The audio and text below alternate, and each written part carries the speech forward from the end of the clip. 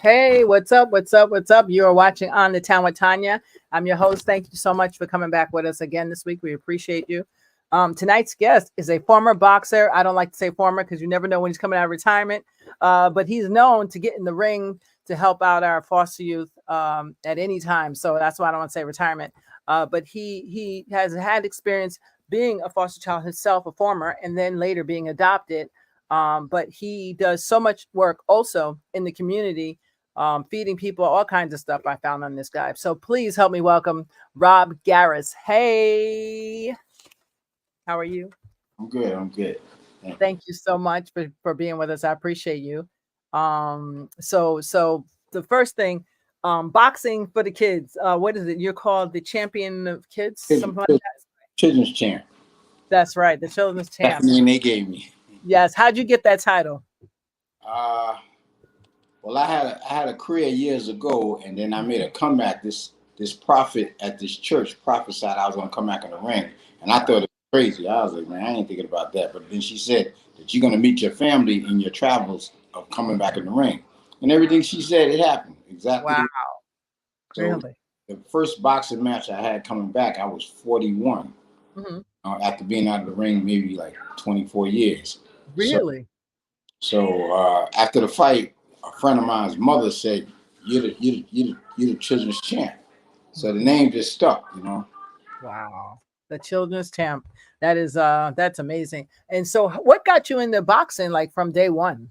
Uh, as a kid, I used to be bullied, and I had low self-esteem, and then I was watching Ali Mm-hmm. Foreman fight, and my Mm-hmm. father, my father, and my uncle was watching it, betting on the fight. So I was like, I want to be like that. I want to learn how to fight my bullies. So, Mm-hmm. Mm-hmm. age Wow. 18, I got into boxing, and I did it for about up until 19. I got injured, artery in Wow. my nose. I ripped the artery, and I had to stop fighting. Oof. Um, I ain't finished school, and my mom said I had to leave, and so boxing was over. I had to go find me some work. You know what I'm saying, man? I couldn't Mhm. stay in the house, so I ended up becoming a barber. So I was gonna ask that next. How'd you been becoming a barber? intention was always to get back in the ring, but then I got comfortable with the lifestyle of a barber. Doing things, hanging out with the fellas, because all my young years I was boxing, I was competing, so I didn't get a chance to party, go on Right. dates, do stuff with that the regular people do. So once I got a job and started making money, I bought a car, started hanging out with the fellas. So it's like I don't want to box right now. You know what I'm saying? I got into the light until that prophesied me coming back to find my family. Wow. And so wait, so also your barbershop, so before that, when you got into doing what is it called? Master barber, if I'm not mistaken, right? Oh, Master barber? oh, I became a master barber when I left the shop that I was Mm-hmm. working. I was working for somebody, Mm-hmm. and one of my best friends from childhood was a DJ for Slick Rick. So Okay. he said that you need to, he got me a job going on tour with them. And then I got connected with different rappers, cutting hair and Mm-hmm. doing a little security, and one thing led to another. So when I came home after two years on the road, uh, it was, everybody's asking me, where could we find you when the tour is over? So I'm like, man, I don't want to go back to where I used to work. I might as well have my own shop. So Right. I'm on the tour bus with Nice and Smooth, and we talking about what we gonna name the shop.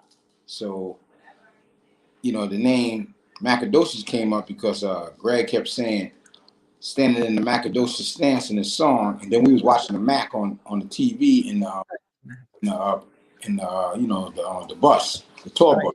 Right. Right. Pryor said, "Goldie, you look so Macadocious. Your looks a kill." So I said, "That's the name, Macadocious." You know what I'm saying? That name started the shop in '92, Mm-hmm. and everybody started calling me Macadocious. I mean, my name is Rob G. Everybody call me Rob Garris, Rob G. But then they Right. call me Macadocious, Head Mac, Rob Mac. So the name stuck. So that became a brand with everything I do. And I was doing charity parties, boxing matches, everything. That name, my mobile barber shop, everything I do, Macadocious is attached. Then I went to the business of I always wear hats. I see. I Nice. went into business, started designing hats and call them Macadocious hats, so, Now, every how day. did you get into that? You have such a entrepreneurial Oh, joy. I don't look at it like that. Everybody use these big words. Every survival, survival. You know what I'm saying? Right. All Survival. these golden words and nice Mm, words, and you know what I mm, mean, it sound good whether you say it good or bad.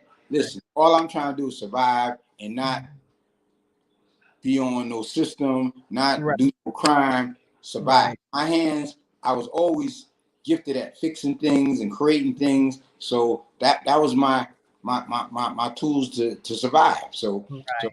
all the accommodations and people accomplishment. I don't accomplish. And the only thing I accomplished Mhm. was meeting my mother, even though it Oh, wasn't good, and getting back in the ring. And when I get wow. back in, is the in my record with another win. That's a Right. accomplishment. As far as having kids and Mhm. opening a business and doing different business things, it's Mhm. surviving, and that's that. That's my outlook. You know. Now, speaking of kids, you have Well, I had three. One of them three. passed away Right. 8 Demi. years ago. He passed away from cancer. So I got two, Mhm. and I got two granddaughters. So Yes. R.I.P. to him. So you got back in the ring actually, for him as well as helping your foundation, for yeah, helping the kids. I wasn't getting no grants or nothing because one, if you going against the system, exposing things that they doing to the kids and the money they making, they not gonna give you no money. You know what I'm saying? And so I had the prophet prophesy. She said, "You get back in the ring, you're gonna find your family. You're gonna make a difference helping people." And I looked at her like, "Man, I ain't trying to be doing this at this time of life."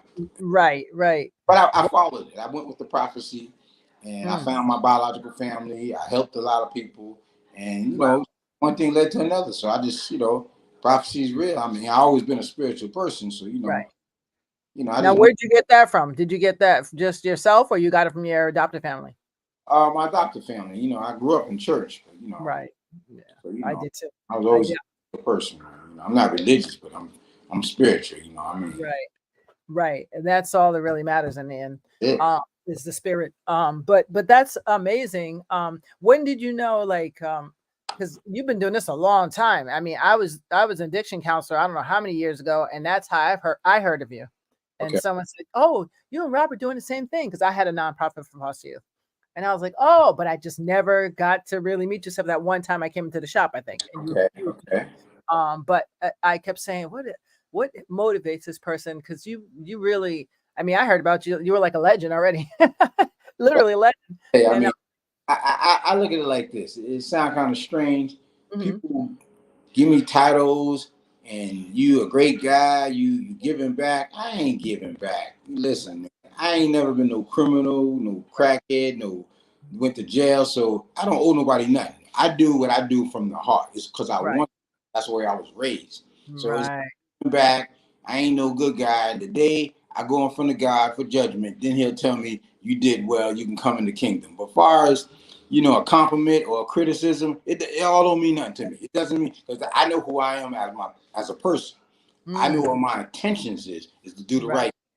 So mm, I mean, people hate you for doing the right thing. I mean, people don't like you helping people. You know what I'm saying, man? If you do wrong, you more accepted in the community. If you going against the grain, there you go. smoking, getting high, you down with you know what I mean. And if Right, you do the right thing, you all listen. So yeah, like you either think it way, is. somebody's looking at you in some type of way, negative or positive, but it's how you see yourself. You Right. know what I'm saying? So those titles of you a good guy, give him out to take me out of that category. Okay. I'm not no. I get it. I get it. I think the same From the way. heart. You know what I'm saying, man? It makes me feel good. You know what I'm Right. saying? It's like seeing a kid on the street and he's crying and you give him ice cream. That make you feel good. You put a smile on that kid's face. Yes. Everybody else, they got their reasons for what they do. I'm not in that category. That's why my favorite line is I'm in my own lane. I do my That's own, it. you know. That's me. I That's live it. for myself. You know what I'm saying? But I do for others. But if you Right. don't love yourself and live for yourself, you ain't no good to nobody else if you ain't no Nope. good to yourself. So you got to live for you first. Mm, You mm-mm. know. So if Wow. I couldn't help find my family, you know what I mean, be motivated to find my family. I couldn't help people find their family because, you know, most people be like, well, I ain't thinking about yours. I'm trying to find mine. But I found 28 people's family, united them before I found mine. I mean, I found mine like 38 years later, and then took me 19 years before I met my mother, and I met my family. So I just met my mother, you know, in September, and she didn't want nothing to do with me. So, you know. Okay. So I was gonna say, how'd that go? Well, she been avoiding me because of her sister told me that I had an affair with her husband and had me. Okay. Gotcha. So she when she was approached with that years ago, she had to keep throwing this lie out there. I gave my Medicaid to somebody else had me. I had a miscarriage. And then when I kid, he ain't no miscarriage. He looks just like his brother. You know what I'm saying? So, you know, now I'm the crazy one. Paperwork I got from the state, my birth certificate, or he made that up in Kinko's and everything. So I said, oh, she's really going in. She's really trying to avoid, you know, this. So I said, I can track anybody down. You know what I'm saying? Right. My foundation, I can find anybody. You know what I'm saying? Right. Man? And I found her. So, you know, all Wow. good. The accomplishment to me was meeting her and telling her how to forgive her. You know what I'm saying, man? You know, because I wanted to curse her out. I wanted to give her the business, but I was humble enough to just prepare for the worst. Right. Say what I had to say and get up out of there. Because she called the cops on me. You know? Wow. And that's big of you to be able to do that, because I'm stubborn. So I would have been like, it's your law, it's not mine. That's what that's people say that, but I got to do what makes me feel, you know, comfortable. I mean, my adopted parents was different. Let me tell you, different. My father, he was a businessman and he was a landlord and he was a loan shark. He loaned money. So he wasn't the type of guy to go confront you for the money. I'm gonna send my son, the boxer. So that's what I did. I track you down. Like you ain't got the money, it's gonna be a problem. So that tracking people is no different than me tracking people to find your family. You know what I'm saying? So I knew how to find people. You know what I'm saying? Use my resources. Wherever you at in the world, the country, the town, I will find you. So me doing that as a kid from 30 to 50, you know, now I'm helping people find their family. That was nothing to do. I mean, I got resources. I know people. So my mother was going to be found either way, and I found her. You know? Well, God bless you, man. That is, and so you found your siblings as well, right? Well, I met them years before. You know, I met all of them, but you know, now I can always say that I'm glad and I'm grateful and I'm thankful for being adopted, because if I would have been raised with them, I'd be a whole person. That's what I say. I used to see my brothers and didn't even know they were my brothers because the name was different. But I met my family, man. I mean, half of them is good and the other half, nah. Right. I can do it out. Right.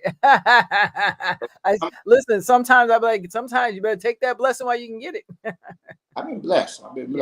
Yeah. No, it seems like it. And you know what it is? It's your character and you have this thrive or something. I don't know what they call it. That just, you know, like, okay. And there's no such thing as a problem. There's only solutions. And I like that. I tell people life is how you look at life and what you put in the universe is what you're gonna get back. You know, it's your outlook. You get up in the morning. What is your intentions? To do right, get over, scam.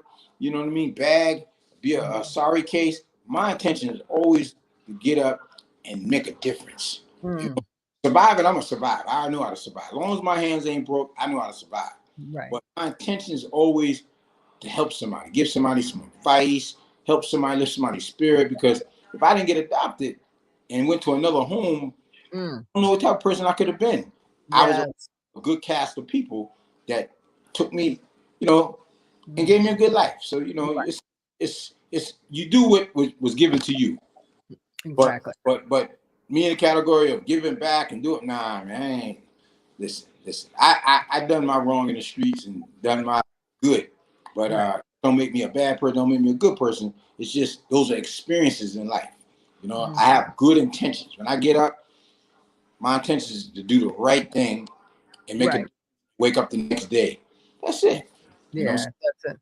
Wow. I don't have Go ahead. Sorry. You don't have to what? I don't have complaints. People talk about the weather. I'm like, listen, you don't have to be in the weather. I mean, you've been dealing with the weather all your life, whether it's cold. That's facts. Yeah, we're not gonna have a 10-minute conversation how nice it is, how bad the weather is. Like I always tell people, I'll be 58 in a few weeks.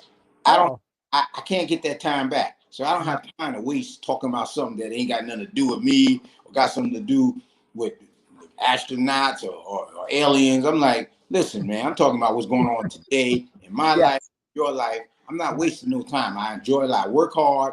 When I finish work, I do my little hobby with the hats. You know, I work out in the morning and I travel. You know what I'm saying? I enjoy life because my early years wasn't great. It wasn't great. I hated life. I wanted to take me to heaven. I didn't even suicide. Well, I used to say, just beam me up like Scotty. I can't deal with society, the way kids treat me. Family, you ain't really family. You know, kids chase me. Let's get the foster kid. Let's beat them up. You know, the tables turn. My grandmother said, all that's going to change. People are going to they're going to respect you or they're going to fear you. And today, it's a little of both. You know what I'm saying, man? You know, I don't come out with the tough guy image, but your travels of what you've done, you know, as far as helping people, they respect you for the good. And then the things you don't stand for no more and you check it, they look at you like he ain't one to play with. So I'm grateful to be who I am today. That I got a good heart, but if you do me wrong, I'm coming at you. You know, that's it. I'm Old Testament. I your leg, burning your house. I tell people, I tell the pastors, the bishops, they sit in the chair. I be telling them, I had to knock a dude out last week, man. He did such and such to somebody, and they couldn't. I fought for them. So you know, it is what it is, man. And who can judge me? Who can judge me? I mean, nobody. I gotta live with it. I wake up in the morning, brush my teeth, and be like, yeah, I ain't have no nightmares, no cold sweat, and nobody rings the bell saying you're under arrest. So hey, it is what it is. But you're right. You know what I'm saying? If you arm that dude down the street and you took advantage of him and he asks me to help him, I'm going to help him because nobody helped me when I was young. Ain't nobody helped me. You know, now people 40 years later, you got a problem, Rod. I'm there. I'm like, you're 40 years too late, man. I mean, I resources to fight an army. I don't need nobody to help me now. You know? I have a different outlook on life. You know? Yeah, that's I mean, when do you think you got that different outlook? Was it when you got adopted? Or while you was that happened in my 40s, man. It happened when I started making a difference in other people's lives because I thought I was another person in the world. I mean, you can be a motherfucker or you can be a person. I mean, which one? You're both gonna die. You're both gonna leave a legacy. You know what I'm saying? So you can be a person or you can be a motherfucker just in the world. You know what I'm saying? Right. Well, you hope to leave. Someone hopes to leave a legacy, and that's the little fine part right there is that you saw that and was like, no, I don't want to be known for this. Die, they're gonna talk about you either way. So that's part of your legacy. You was a bum. You was a deadbeat daddy. You was a good dude. You know, it's like you're gonna leave something behind. They're gonna talk about you. You know what I'm saying? True. Yeah, you know, no, that's true. I'm nobody's role model. Don't put me in that. Listen, man, I'm just an example. I'm just showing myself that I can do the right thing. You can do the right thing. But your kid did that because he wanted to do that. You know what I'm saying? He followed me. Right. They blaming me. But what do you think about go ahead. You know, don't me, man. I'm just living my life and just trying to make a difference. That's it, man. No extra. Don't put me on a pedestal. You're great. I don't need none of that. You know what I'm saying? I know what I am. I know who I am. You know? That makes sense. Well, what do you speaking of our foster youth, do you think things have changed for the better at all? And do you see anything that still is the same or could be changed? It's a business. I mean, look. Most people don't realize in the world, the whole big world is considered the orphans. Only America, they foster kids. Did you know that? Only we're foster kids. It's profit. Anywhere in the world, they orphans. It's not a big profit unless they using them in sex trades, you know, whatever, you know, and little agency churches to get. But in America, they worth a lot of money. They work much as they make. Yeah, $30,000 a year, a minimum. and they ain't got no rights. They ain't got no protection. I mean, you get a man that committed a murder, and you get a kid that was put in foster care because of his parents was addicts, and they end up in the system. Now, the inmate who murdered 10 people can go to the law library, find a glitch in his case, get off on a technicality. He could sue the facility if something happened to him, right? He can get out some type of way. A child in the system, something happened to him. You know what I mean? They like, listen, man, let's get this kid some medication and keep we make problems. You know what I'm saying? So they'll bounce that kid around home to home, and sometimes they don't get adopted. Most kids don't get adopted. No, they don't. I never got adopted. I mean, I had a choice to be, but I chose not to.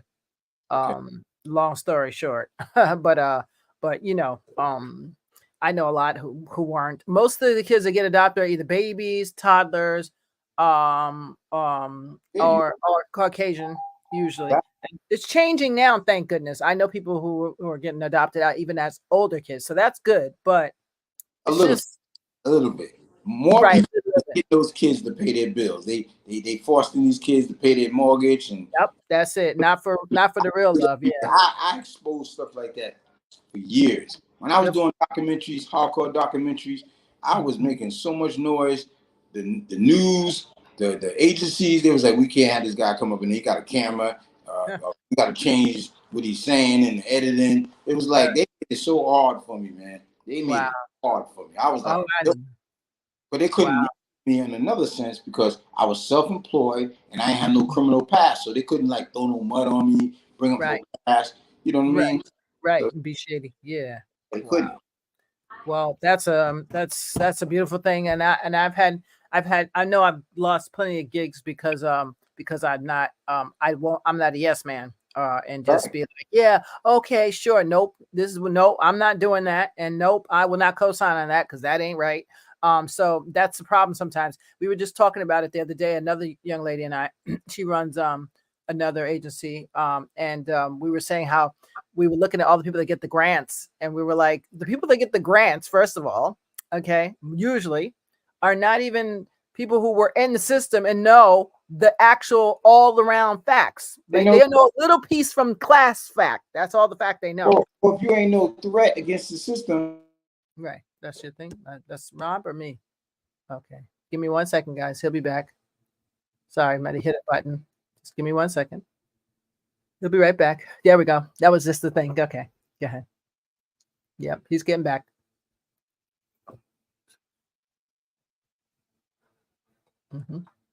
Volume. Where's your volume? No. Volume.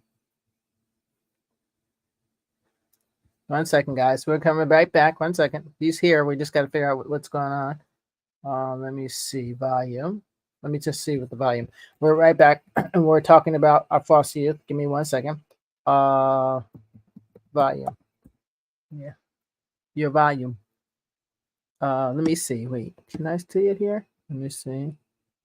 So, unmute. Hello? Oh, wait. No.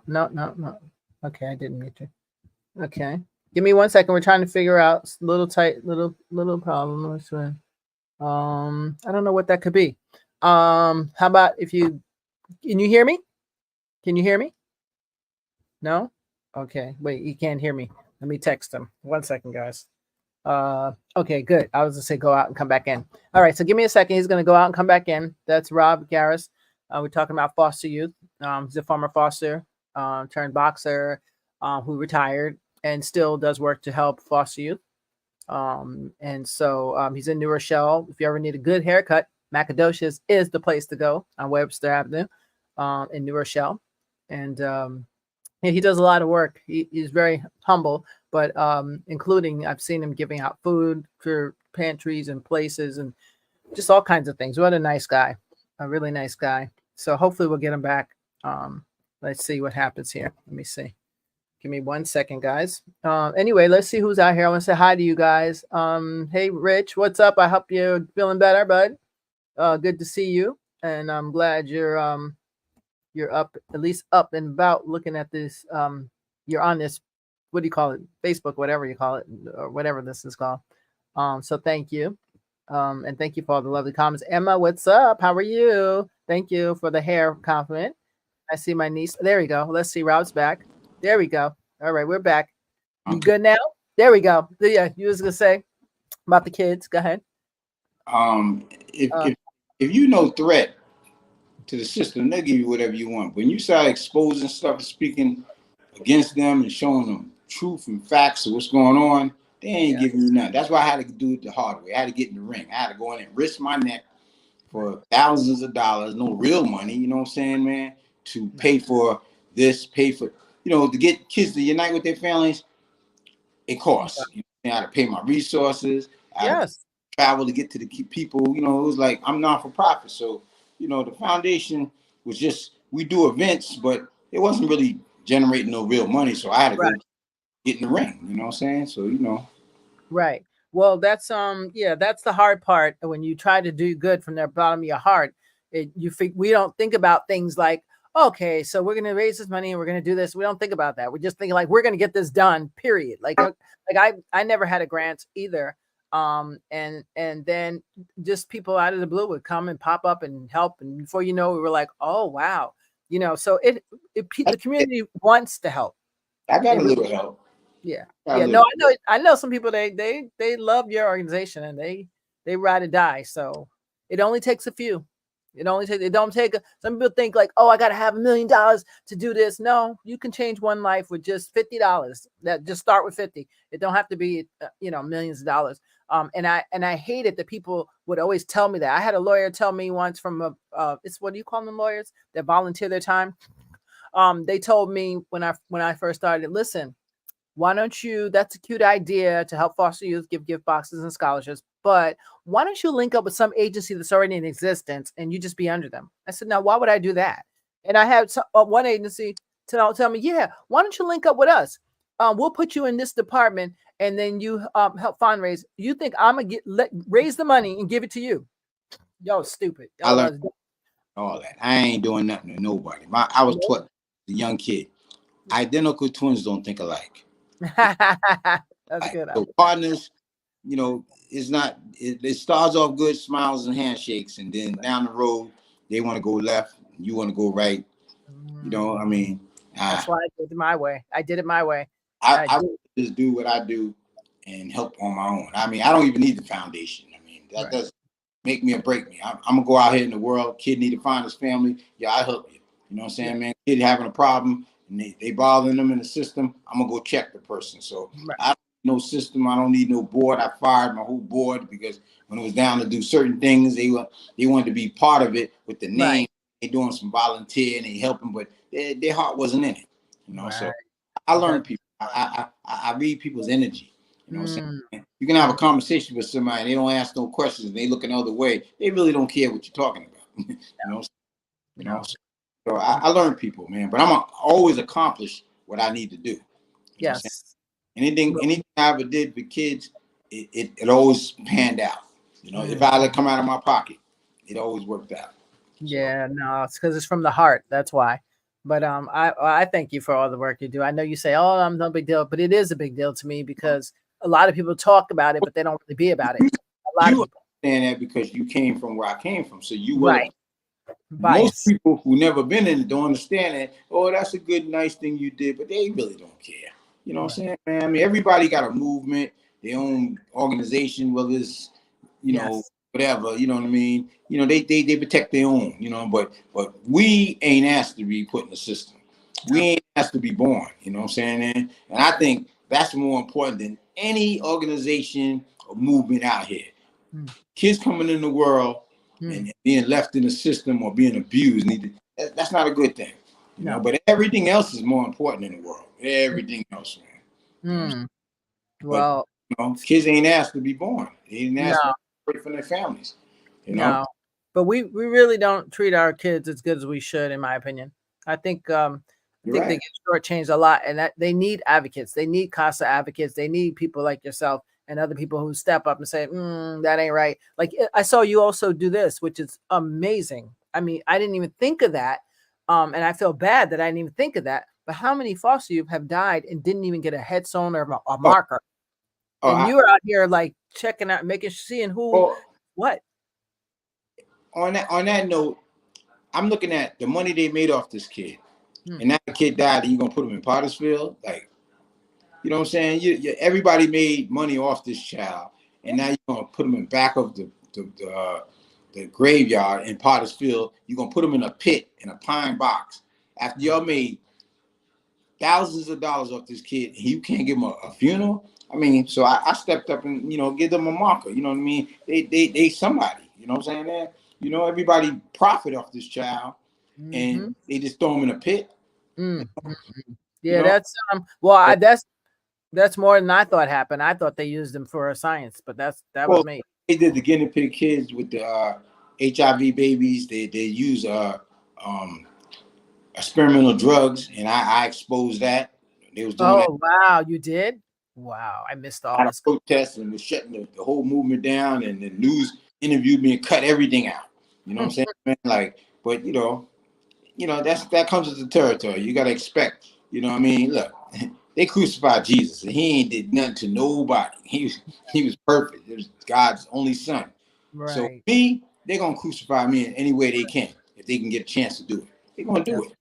Wow. So silencing me by not letting me go to certain places and speak, not letting me, be on the news or talk. They don't want a person like me because I'm gonna keep it 100. You know what I'm saying?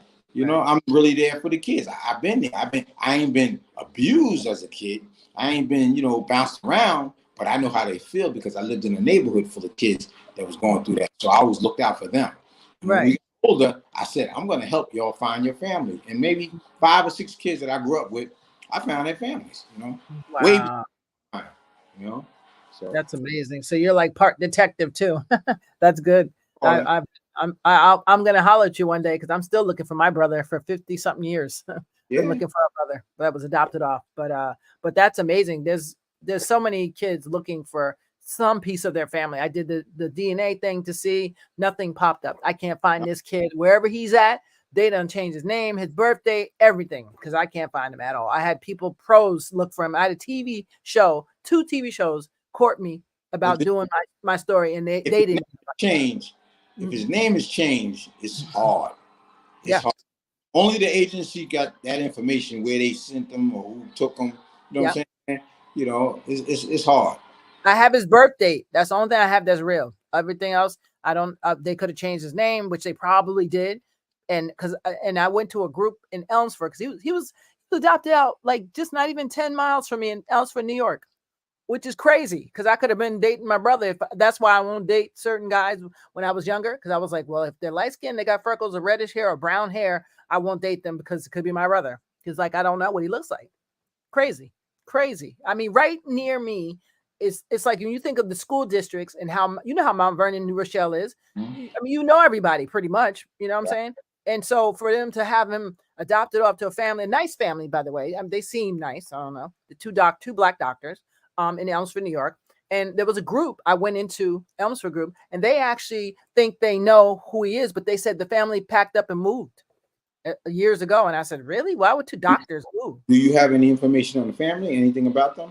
I only know the 2 black doctors, and I used to know their name, went to the house every weekend, everything. But then you can get their name. You know what I'm saying? That's a start. That's a big start. Yeah. I'm still.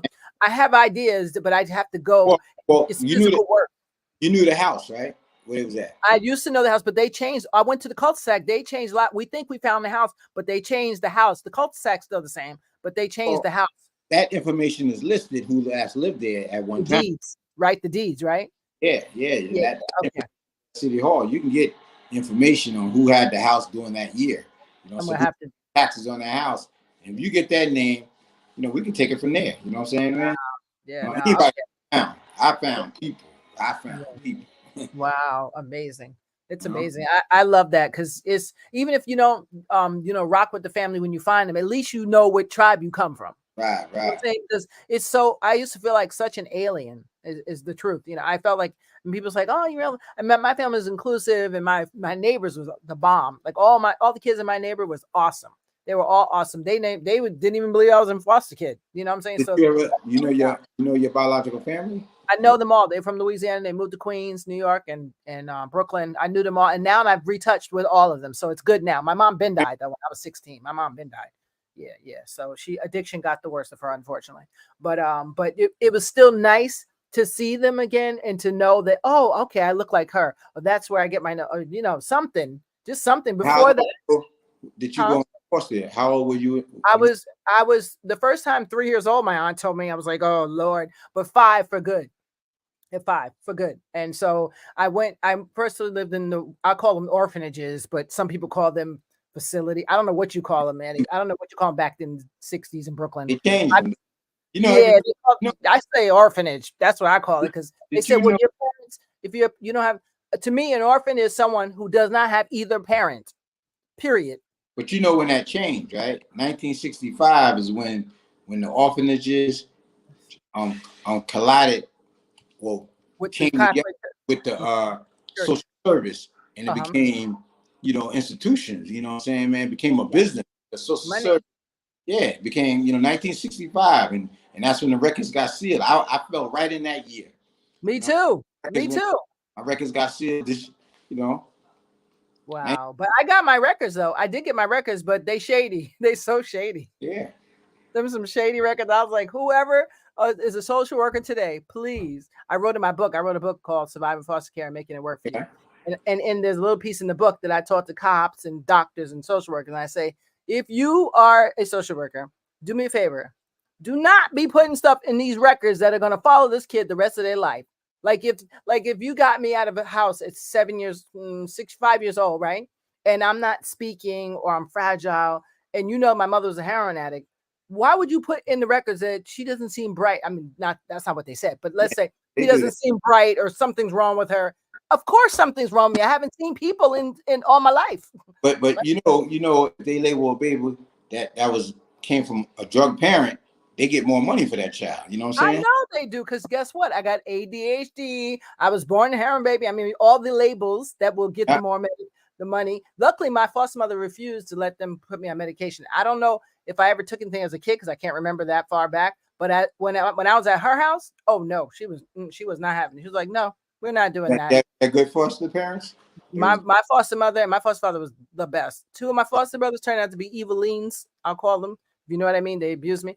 But my family in general, I loved them. I gotta say, it's so much better than being in a group home. I'm sorry. So much better. So much better.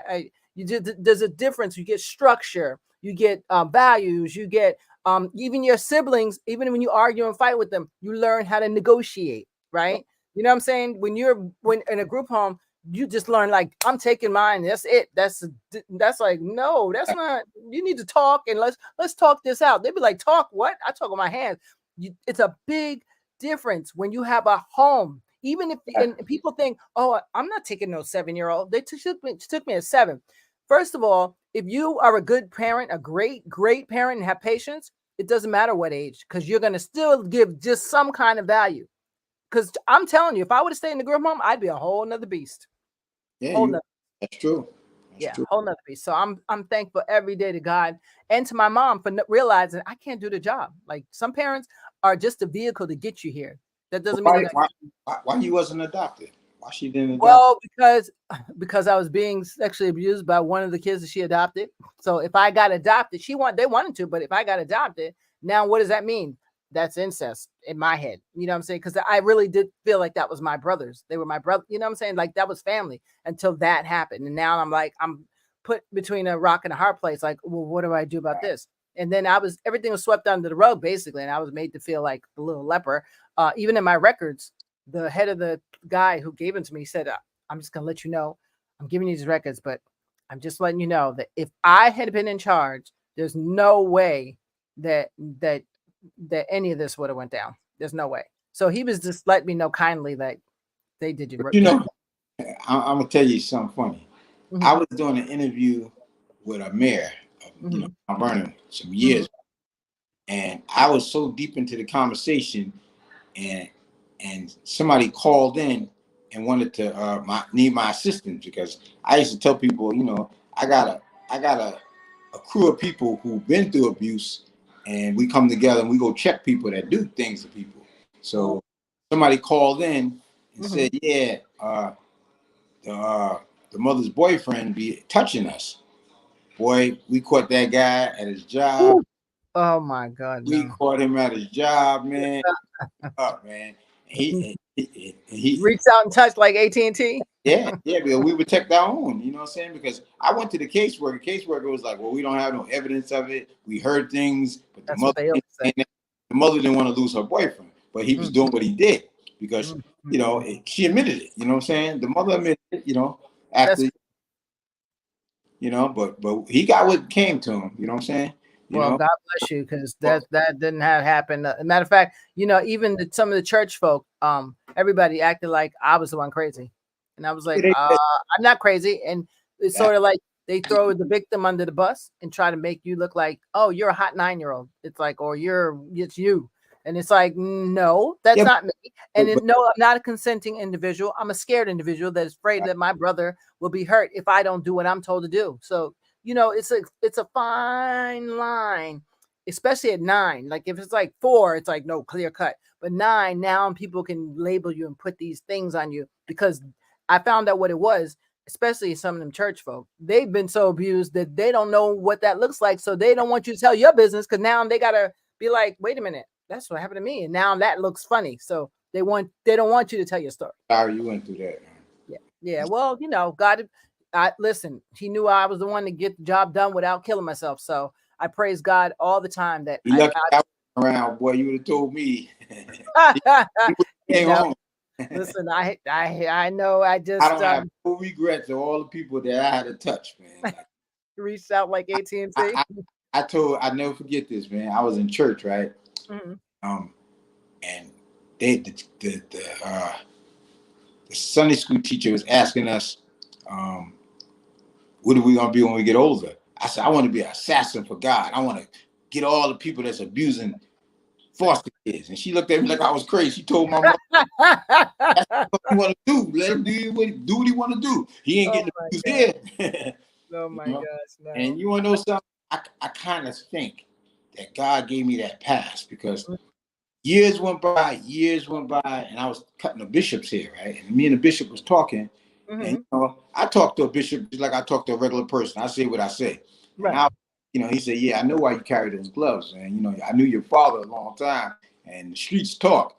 And I was like, yeah, you know, I do what I have to do. You know what I'm saying, man? Like, you know, I mean, God gonna see it the way he gonna see it. I mean, if they knock on the door right now and say, we got a warrant for you for something you did years ago, I'm gonna be like, well, I had a good run. You know what I'm saying? I don't have regrets for touching anybody who touched kids. Right. That's how I feel. So I was like, hey, I said, I never woke up in a cold sweat, and the bishop said, well, you know, God had his hands on you, man. He knew your heart. Yes. So I kind of feel that he gave me that assassin role in a different way. You know what I'm saying? Because I touched a lot of people that was doing a lot of people wrong. You know what I'm saying? Yeah, man. Never listen, if it happens, hey, I feel like this. Time is up. I mean, it's God's call. Right. But I didn't go out there just robbing nobody, hurting nobody. Right. Somebody told me this is happening, and it's proof of it. I'm gonna go check, because you know the police ain't gonna do it. You know what I mean? We ain't call us when it happens. They get off so easy. You know, they get. I saw a guy literally get 3 months for bothering, if you know what I mean. I don't want to traumatize anybody. His 4-year-old grandson. With evidence, with I mean, all this stuff. They were like, well, he's too young to testify, so we can't do anything. You don't need to test. You got evidence. You got all you need. Like, what more do you need? 3 months he got. They would have told me the story. I'm going after them. I don't care. I'm going after them. You know what I'm saying? Yeah. As a kid, I was being bullied, but I never been abused in the household. You know what I'm saying? But kids in the neighborhood was being abused, and I wanted to help them. So when I came to power, you know what I mean, knowledge of self, and knew how to, you know, use weapons, and knew how to, you know, do things. Right. I'm gonna put it in effect. You know what I'm saying, man? And so be it. You know what I mean? I tell the world, ain't no shame in my game. You know what I'm saying, man? No.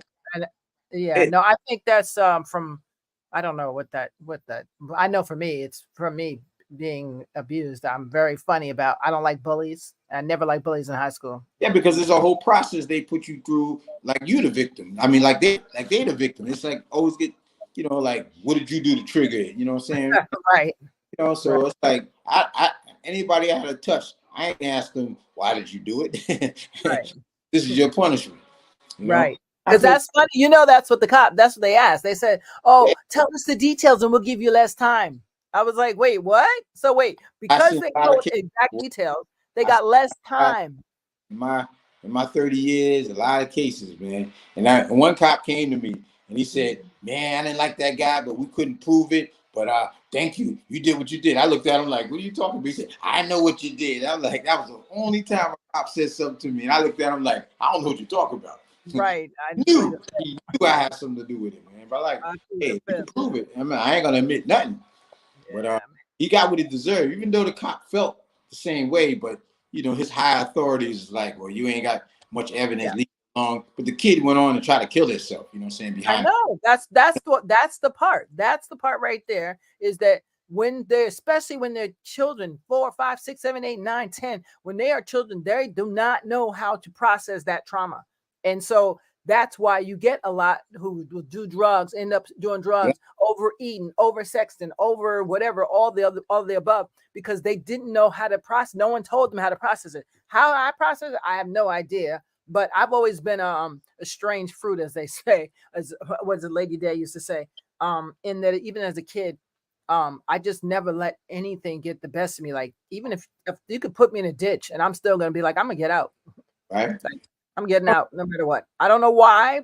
Some people say, how do you feel like that? I say, I have no idea, but I've always had what Angela Duckworth used to say, grit. I've always had grit, and I've always had heart as far as like, you know, not giving up. And, you know, my brother and I, who passed away 14 years ago, God bless his soul, our saying was, we never give up, you know. Well, I didn't feel that way until years later. I mean, I had to go through the fire, you know what I'm saying? I got there. Once I got there, it was on, you know what I'm saying?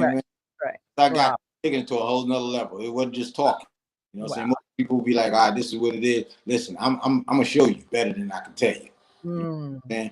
So, you know, like I'm good. I'm good with everything I've done, whatever. I'm grateful for everything I survived. And, you know, I can only be an example. I'm not, like I said, I ain't no role model, because I'll tell you, I threw him off a bridge for touching that kid. It's like, wait, what? You're a criminal. You know what I'm saying? I'm whatever. You whatever. He got what he deserved. He should have touched that kid. Right. Well, that's commendable. I get really, really about anybody who bothers a kid, whether it's physical or sexual abuse. I get really crazy because it's just something you can never get back. Like, it's not even like, okay, so, you know, my mom left, and that's something abandonment, you can get work through it. I mean, it always sits in your soul. It always sits in your heart. You know what I'm saying? I'm never going to be like, oh, I totally got over it, but I can work through it. But sexual abuse is something that you can't come back from it. Like you can live and survive and be a good human being, but that little back nagging part is always still there. You know what I'm saying? Very few people can actually, you know, pillar through it and help other people. You know what I'm saying? I understand. It's hard. I see people that used to chase me back in the day and put me through all type of grief, and they the most friendliest person today. And I stepped to a few of them. They got in the chair like, you remember when you did this? But they be so scared. It's a different time. I don't forget anything you did. You know what I'm saying? I don't forget. And I see a lot of people that didn't deal with me or did me wrong. See them to this day. You know what I'm saying, man? And they just so friendly. They walking on their toes around me, man. Like, listen. Yeah, it's a different time. Different time. I ain't forgot. You know what I'm saying? You know, I forgive you. You know what I'm saying, man? But I ain't forgot. Nope. Just the wrong thing. Just give me that look, that face expression. And it's on. I used to do boxing, man. I'm gonna tell you some funny story. A couple of boxing matches, like my early year. I used to get in there and call the opponent, the person who was bullying me or took my bike or whatever, and the ref would be like, "That ain't his name. He didn't steal your bike. Why you don't stop at the bell?" And I'm like, "He gonna give me my bike back after the fight." They had me see a psychiatrist. Psychiatrist said, "Why you call him that name?" You know what I'm saying? I said, "Well, you know, I had to get angry, man. I had to get hyped. You know what I'm saying, man? You know." So I said, "That's the dude that stole my bike." And he was like, "Did you ever find him?" I said, "I'm still looking for him to this day." That was the person. And I I had a lot of rage, man. But I learned to control it. Right. Right. I got Yeah, tired. It wasn't gonna give me my license. They said, I think this dude is nuts, man. He calling somebody else another name and he's hitting them after the bell. Oh my God. No, I saw you in the ring on one of your fights. I was like, oh, I don't think I want to be stepping in the ring with him. Thank you very much. You were nice with your hands. Boxing was only survival, man. It disciplined me. It made me a better person as far as, trying to reach your goals. And, you got to sacrifice to get what you want. So, That's awesome. I don't like getting hit and I don't like beating up people, but it's a reason for everything. And I got to get back in there. I got a few more fights left in me. I got to get back in. You do? You're going to go back in again? I ain't never. I just have to take breaks, man. I'm an older guy, but that's something personal, for me. I don't need an audience, just a timekeeper and a ref, man. That's it, man. It's on. That's something for me. Is there a gym? Is there a gym near you? A boxing gym? Well, my son owns a gym with a friend, so Oh, nice. I mean, I don't have no excuse now training because Dad, you got a gym now. You get in shape now. Wow. What city is his gym in? It's in Mount Vernon. It's on the borderline of Mount Vernon and the Bronx. It's like nice. Wow, that's big up. And so, go ahead. I'll be back. You'll be back. Let us know so we can announce it. That'll be fabulous. Okay. What else? I was going to ask you what before you tell us where we can get those hats. What's a piece of advice you would give to any foster kid watching, if there's anything you can give them? Trust God, talk to God. That's all I can tell anybody. Talk to God and don't give up on yourself, Mm-hmm. I mean, it's a lot of things you can say to a person, but one golden thing is you gotta trust God and He gonna get you through. You know what I'm saying, man? Gonna get you through. Wow. That's amazing. Don't give up on yourself. I never gave up on myself, you know what I'm saying? Right. Wow. And lastly, tell us where we can get them hats, because I saw you. That's what you're doing now. And you're making hats. I always did it. What do they call that? You in the closet? You know what I'm saying? How does it look? Dude that boxes and cut hair, he's making hats at home. You know what I'm saying, man? I mean, it doesn't. But what it is, I'm a dresser. You know what I'm saying? Right. When I was a foster kid, I couldn't dress the way I wanted. I used to say to my mom, like, you get $750 each kid. Can I get 50 out of that so I can go get me some Pro Kids and get what she picked what she wanted to give me. So when I got a teenager and I got a little job, I was buying my own clothes. Okay. But when I became a barber at 17, 18, all my money went to looking nice. Right. Today, when I get off work, I look like I don't cut hair. I look like I'm a pimp or whatever. I saw you sharp. I'm always sharp. You know what I'm saying? So that look followed me. And when the name Macadocious came, it just that image, that cream look. And so the hats came from. I was always I would buy hats and then I would need a hat for another outfit. So I would paint the hat and change it up, put another ribbon on it. So I was doing that for so long on my own. And then when I went to a jazz concert like maybe a couple of months ago, and my cousin said, "You need to sell some of those hats. You got like 50 hats in the house, and he's like, why don't you make hats and sell them?" So I'm like, nah, man. And I thought about it. So I said, let me post a few on Instagram, Facebook. It was going like that, man. Because I get up in the morning after I do my run, I paint a few hats and put the clear on it, then dress it up that night. It's nothing. It was like, I'm watching TV or whatever. It's it's like a hobby. So wow. And then when I posting them, the hats sold like that. It's just I don't want to be clammed down doing that. And I mean it in this way. I don't chase money. I'm not starving. I'm not money hungry. I don't even like that conversation because I always feel you talk about money around me too much. You either plotting to ask me for something or you want to get something from me that you ain't gonna pay back. So there's a lot of people that I don't deal with behind money. And as a kid, collecting money from my father, you know what I'm saying, man? He was like, this person owed me rent. I said, she's an older lady. Get that rent. So, now I'm in that position. I'm the landlord now. Like, I let them know one time, like, listen, man, You know, if you're gonna be late, let me know, man. But if you don't avoid me, you know the best thing I know how to do is track you down. So, Right. so that Wow. topic with money, I don't really like that conversation. I'll give you before you come at me. I'm not giving a bag no money. If it's in my soul and I see you look like hungry, I go over there and give you the money. But don't ask me for nothing. Don't do that. Don't ask. You know what I'm saying? So money, you know, the hats is like I don't charge a lot because it's a hobby. Right. But it's not a business. I don't have to do it. I mean, I'm enough money cutting hair. I've been doing it 42 years. I'm set clientele. I'm good. You know what I'm saying? I'm grateful. But I don't want to be all night doing hats, trying to ship them out. I don't know. I'll shut down because I'll be 58 in a minute. I need to enjoy life. You know what I'm saying, man? I have enough money to do what I want. I got 4 vehicles and 5 houses. I don't need all that. You know what I'm saying? You know what I mean? I don't need no extra. I don't need no extra headache. You know what I'm saying? So, you know, I'm grateful that I'm a self-made man. I'm where I'm at. So if somebody wants a hat, they hit my Instagram or Children's Champ or they hit my Facebook. But I'm not putting no website up. I'm not doing. I ain't. Listen, I don't want that type of rush. Right. I got you. To 1,000 Texas for haircuts, and I'm busy with that. Right. No, that's right. You know, I ain't busy. You know, constantly. I got a mobile barber. I'm everywhere. I'm all throughout West. Right. So, well, plus you used to do a lot of like celebrity rappers and people's hair. So I do that no more because I don't like the attitudes, man. I'll be ready to right. Like, hook me up right here. Beat me up. Yeah, they be talking some crazy nothing. Everybody getting high. I don't get high. So, you know, they looking at me like, why you looking at me like that? Like, why you putting I mean, like, you're talking kind of crazy to me. High. Yeah, I'm not gonna have it. No, I know that's right. I know that's right. A lot of stuff, man. I mean, I can you can put me in a room with the Klan rally and they'll be my friend at the end. You know what I'm saying?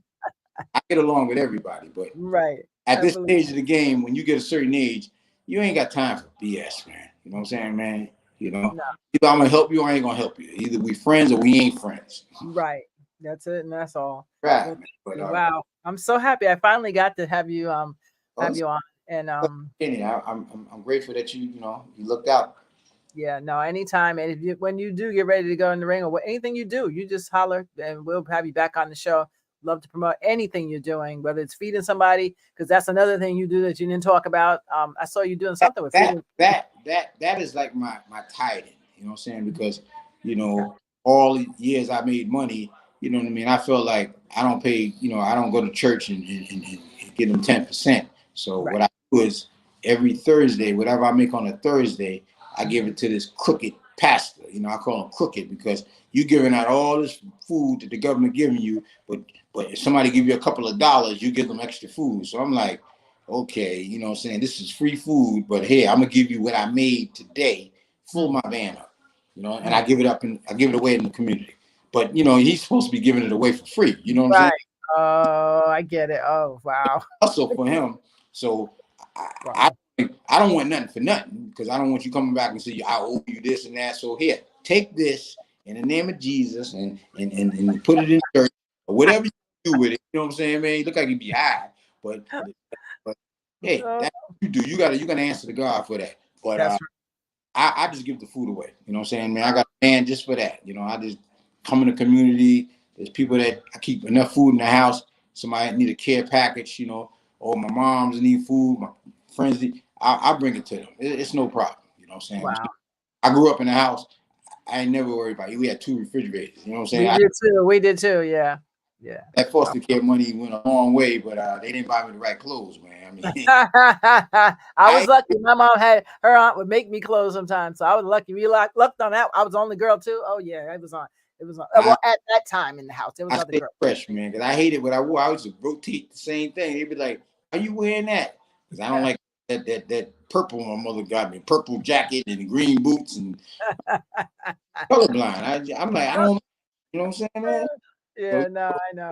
I was lucky on that one. I really lucked out on that. And my mama promised me when she got me, we were malnourished. And she said, I promise you one thing. You will never have to worry about food in this house. And she was right. Same out. Everybody in my house is fat but me. So, I mean, they ate good, man. They just, You know, it's funny. My sisters, they was dressed nice. They was dressed like twins, and they were 3 years apart. One dark skin, one light skin. I'm like, they looking so good, and me and my little brother, we looking like you know, like, look right, man. And the money is coming in for us. I mean, they ain't getting jacked. They the biological kids, you know. Wow. So I just looked at all of that, and it affected me as I got older, you know. Right. But it affected me in a good way because people give me tons of clothes, and I be giving them away to people. I give stuff away that I have, you know what I'm saying? Right. I don't want to see. You dress really sharp. That's probably why. Thank you. You don't play. I saw some of your thing. I was like, dang, he's sharp. My dad used to be sharp on Sundays, boy. Woof. My father wasn't a dresser. My father was a dresser. But you know, you got your name and your image and your reputation is everything. It's everything. You know what I'm saying, man? It ain't about being rich. It ain't about being famous. I don't care about none of that. Nope. But you're going to respect me. That's the most important thing. You know. And if you're going to be a king, because I'm a king, you know what I'm saying, man? And the reason why I say a king, not just a name, I got power. You know what I'm saying, man? I can help people that can't help themselves. I can make a phone call and the person gonna move on what I say. I can go in the hood and it's respect. You know, you that dude. I can walk in City Hall. Yes, Mr. Garris. You know what I mean? You know, it's respect all the way around. So I'm in a position that I can help people. Right.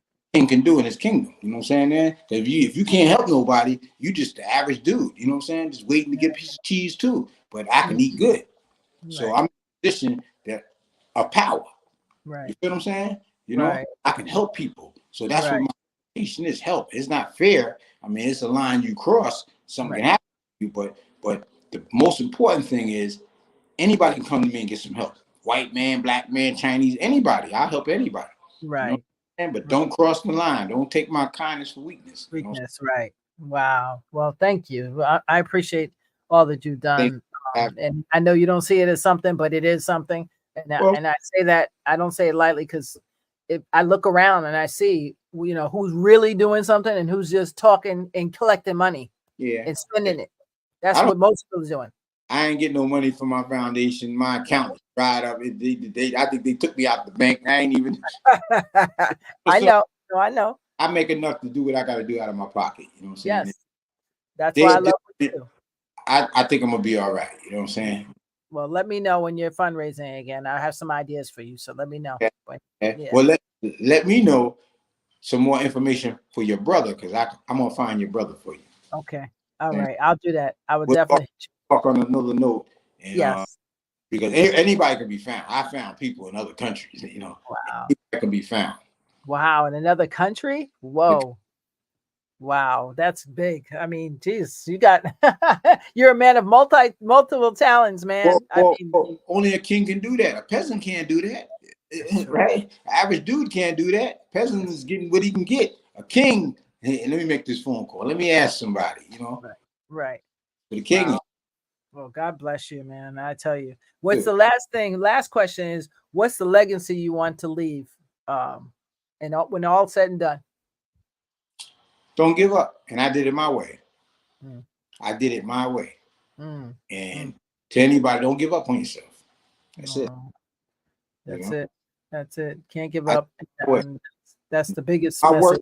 Everything I did speaks for itself. Whether I fed you or I beat up the dude that beat you up. You know what I'm saying, man? Like, you can judge it the way you want to judge it. You know what I'm saying? You know, I have no regrets or nothing.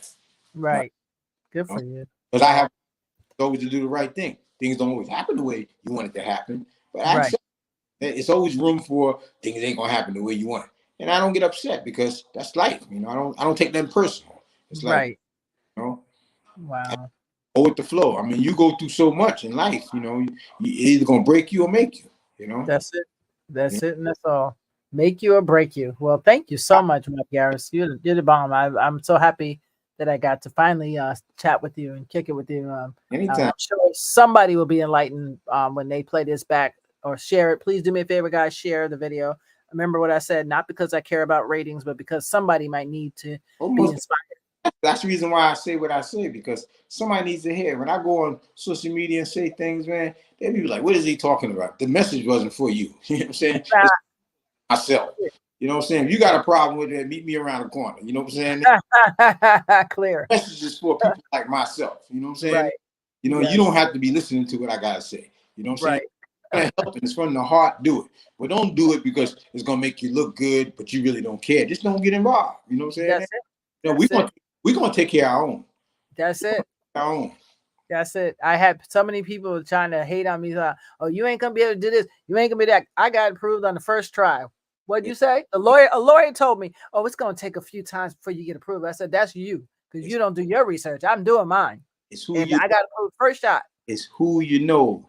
And look, you know me. So that's the best ally you got. You got somebody in your corner. You know me. We ain't have a conversation in a long time, but listen, you know me. You know what I'm saying, man? Anybody mess with you, you got a problem. I don't say it to everybody, but I got you. Oh, thank you, Rob. You're the best. I appreciate it. You guys, thank you so much too. Thank you. Somebody say amen. Thank him. Somebody's that's grandma. Hey grandma, what's up? But yeah, thank you guys so much for listening. Please share the video because somebody needs to hear the word. I'm going to share it actually with one of the foster groups, and hopefully they'll let me put it in there. You know, sometimes they don't let you share stuff, which is stupid. I'm like, I can share that I need someone can come and beg for money on there, but I can't share something that maybe I'll hear something and say, I like this guy. Maybe I can be inspired like that. No, I didn't. I only saw some of it. I didn't see it all. And I don't know why. Well, it was different ones, but I got one. We working part 2 right now. But I got one that's copyrighted, ready for TV. I'm saying definitely email that email. I'm gonna email it to you. You can email it to me. Okay, good. I can play some of it. Sometimes I can make a dedication and play it. Whatever works for you. I want you to check it out to see what I went through. You know how I found my family. Oh, wow. Yeah, no, I definitely want to see it because I'm working on one too, but it's a long process. I've been working on it for like, I don't know, like 8 years now. I don't even know. So it's a process. It takes time. It's a process. It is. But I will definitely talk to you again, and I appreciate you so much. I don't want to hold up your time, and thank you guys. I was late. You know, my day was geared around this. You know. Thank you. It's a blessing. I can't even tell you. I'm so honored and so grateful that who would I meet you through? Richard, right? Did I meet you through Rich and Rob Green? No, Rob from the center where I used to work. Oh my God, Rob. What's Rob's last name? Really? He moved down south. Rob. Let me see. He lived in by Lincoln on Lincoln. What was the center? What center? Oh my gosh, really? I think I'm having senior moments, people. This is really bad. Really bad. Rochelle or Mount Vernon? Yeah, Rob. What is Rob's last name? Hey, Rich, what's Rob's last name? Rob, he knows because we worked with him. Duh. Shame on me. I don't know why. I cannot remember his last name. But you know him. I know you know him because he was in the shop, I think, one day when I went in. I think that's where he was at. But yeah, I think I met you through Rich overall. And I'm so happy that he ain't beautiful, Rich. That's a great brother. Man. He is beautiful. Beautiful. Brother. He sometimes co-hosts with me. He was going to be here today, but God bless you, Rich. I hope you feel better. He wasn't feeling too great, so hopefully he'll be better. And next time he'll join us. But thank you again, Rob. You're the best. And hang out for 1 minute, and I'm just going to say goodbye to my audience. Bye, guys. Thank you to Grandma. I appreciate it. Thank you. Everybody said thank you. Thank you. They said, "Oh, that's nice. Good person." Yes, he is. That's a fact. And y'all know I don't really mess with anybody who is. So that's a testament right there. He is all that in a bag of chips. So it's not a thing. But if you want to donate to the organization, go check out the website or inbox me, and I can tell you how to get to the website. I ain't got no account doing the money card. Just help somebody. Just whatever you got, give it to somebody. Yes. Well, they used to help us a lot. I closed. They can keep me in prayer. You know what I'm saying, man? I can continue to do what I do. You know? That's a good one. Well, yes, I know. You're so humble. I love that about you. You can't find people like that anymore. You just can't. So thank you very much. And guys, it's time to go already. I can't believe it. I'm sorry we started a little late. I had a little technical difficulty. But as you can see, my guest was worth it. And please share the video so that somebody, because I've been in these little foster care chat groups, and there's kids still writing in, oh, I just got out, I don't know what to do, or they need to be inspired. So anything that can be shared, please share it. It ain't got nothing to do with me or Rob. It has to do with somebody needs the message. And I think we were linked up for some reason. If there's any kid out there that needs to find their family or need any type of assistance, look me up, Rob Garris. Rob Garris, yes. And I can tell you if you can't remember, I got you. I will help. All right. Free of charge. You know what I'm saying, man? Yes. Thank you so much. I appreciate you. All right. Hang on 1 second, Rob. Bye, guys. I will see you guys next Sunday. All righty. Hopefully I'll have a guest for you, a magic surprise. All righty. Thank you, guys. Love you guys.